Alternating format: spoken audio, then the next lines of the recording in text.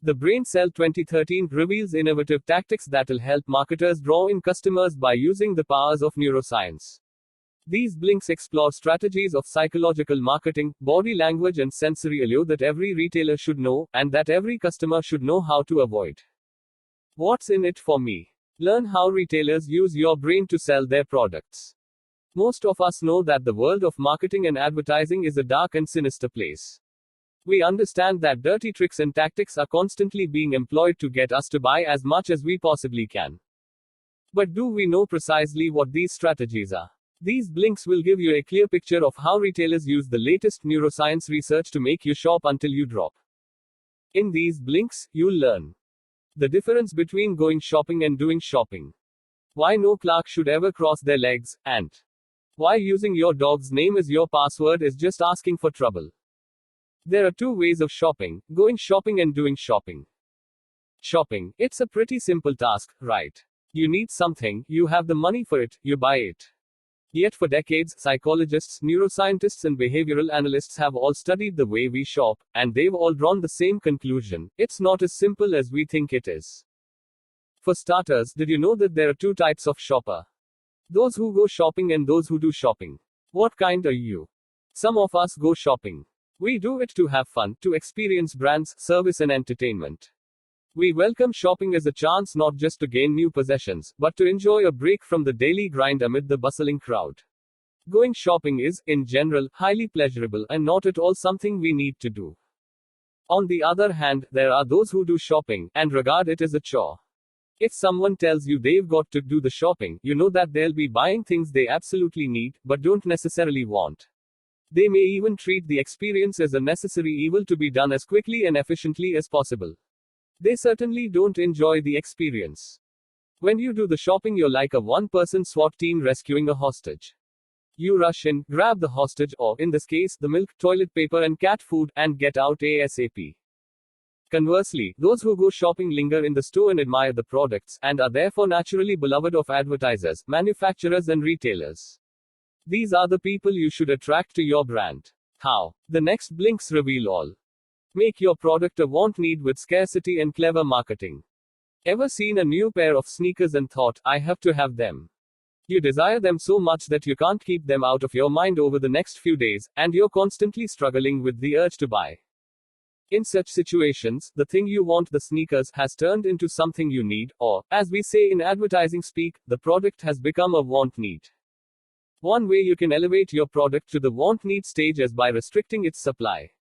Just consider the thousands of people who line up outside the Apple store awaiting the release of the latest iPhone. Why doesn't Apple simply meet demand by increasing the number of iPhones sold during the first few days after release? Because then the excitement and uniqueness would be lost. Because there's a limited number of iPhones available, the people who do manage to get their hands on one build the hype by showing it off to their friends and discussing it online. These early owners whet the desire of others, and, for a few days at least, get to feel like trendsetters. But what about those who don't have the newest iPhone? They may start to feel a little inadequate, an experience you can also use to draw customers in.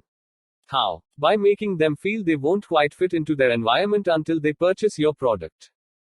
This advertising technique goes all the way back to the 1920s, when Lambert Pharmaceutical Co. realized that many Americans struggled with an unpleasant problem: bad breath. The worst part being that you never knew if you had it, because people were too embarrassed to tell you. Thus was born Listerine. The ads for the strong antiseptic mouthwash depicted dejected men and women who were eager for love but foiled by their foul breath.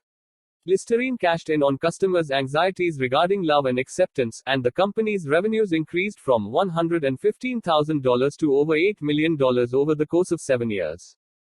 Body language impacts how well you sell, and how likely you are to buy. If you thought body language was something you could forget about after your job interview was over, you've got it wrong. It's incredibly important in retail. Imagine entering a store only to see the customer advisor leaning against the wall in the corner, arms folded across his chest. Doesn't look like he's too likely to help you out, right? Why is this? Though we might not realize it, as customers we've got a keen eye for high power poses and low power poses that allow us to judge a sales representative as competent or not. Wide stances or hands on hips create high power poses and may evoke self confidence, competence, or sometimes aggression. Compare this to low power poses, folded arms, or crossed legs. These poses are more relaxed but can also seem incompetent or dismissive, not great for sales staff.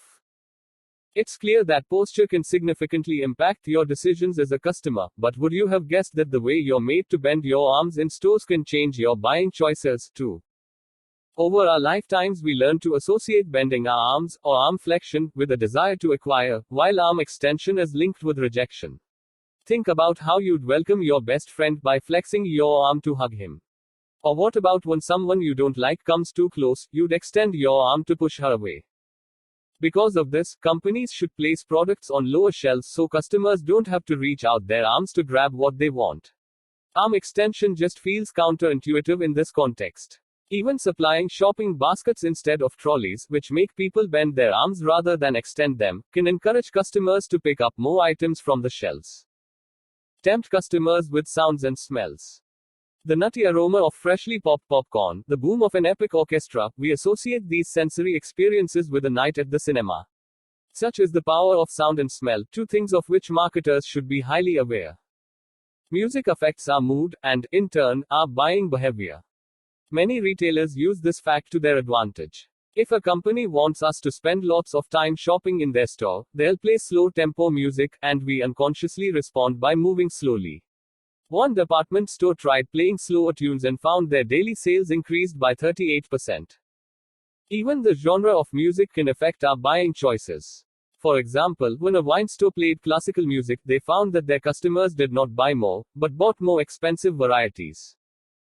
While our ears are being marketed to without our realizing what's going on with our nose. Much the same thing. Just as popcorn brings a cinema to mind, certain other smells evoke feelings in customers that might help companies sell more. A particularly innovative example of aromatic advertising comes from South Korea, where Dunkin' Donuts arranged to have the smell of coffee waft through public buses as their advertisements played on screen.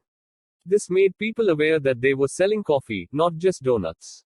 As a result, visits to their stores increased by 16%, while sales grew 29%. Another interesting approach to aroma in retail makes use of the hormone oxytocin, the very same chemical that reinforces the bond between mother and child.